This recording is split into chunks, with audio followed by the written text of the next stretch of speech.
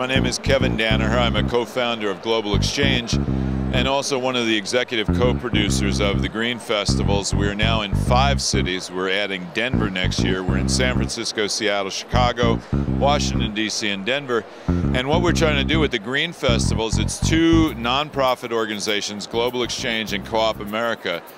We're pretty radical, and we set a really tight standard of what companies can get into this festival. Most of it is private companies, but we, the nonprofits, decide which companies are going to get in. We have very tight restrictions in terms of social justice and the environment. So if a company is trying to do like greenwashing or say they're green and they're not going to get into the event, because we have a full-time person that's doing background checks on these companies before they get in.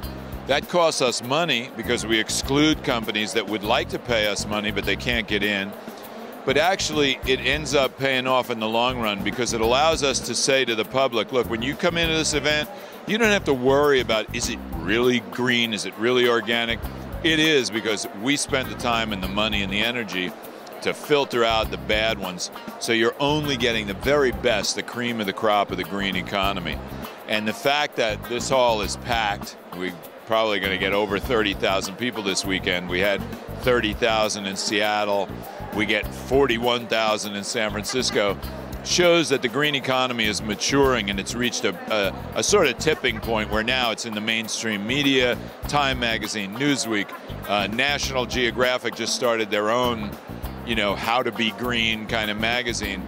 So we're seeing that people are finally starting to get, look, in competition between the money cycle and the life cycle, you have to have the life cycle rule over the money cycle, not the money cycle rule over the life cycle. And that's a global values revolution that's going to really kick some butt over the next few decades.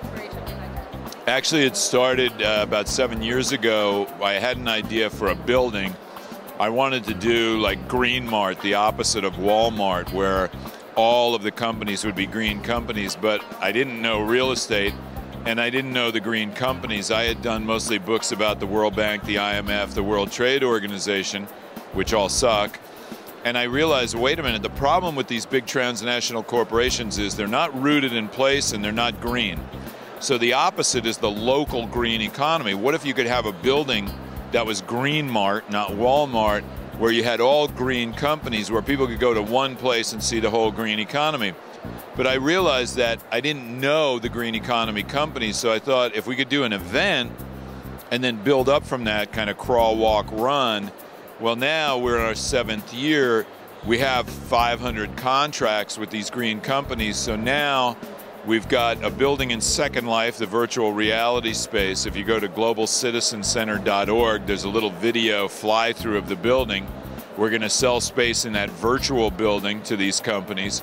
And we're working on a real estate model in San Francisco that combines affordable housing for teachers and a green community development center.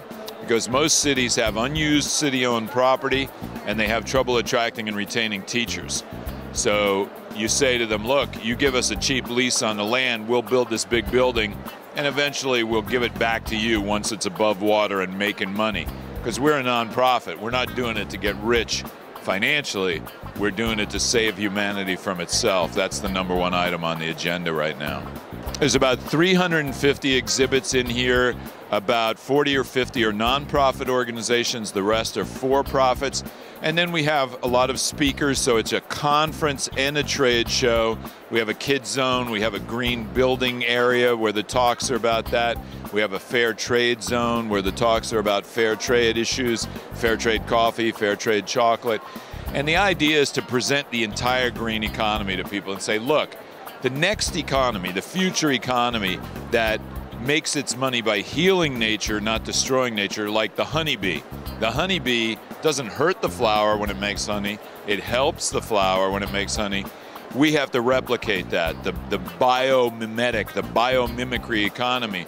And to show the public, this economy already exists. It's not something off in the future. It exists right now. It's just kind of fragmented. When you put it all together in one place, it blows people's minds. They actually get chemically high, not from smoking in the parking lot, but from seeing, wow, the future actually exists right now. We just have to accelerate it and cooperate more and get it all together, and we'll make the transition to the next economy.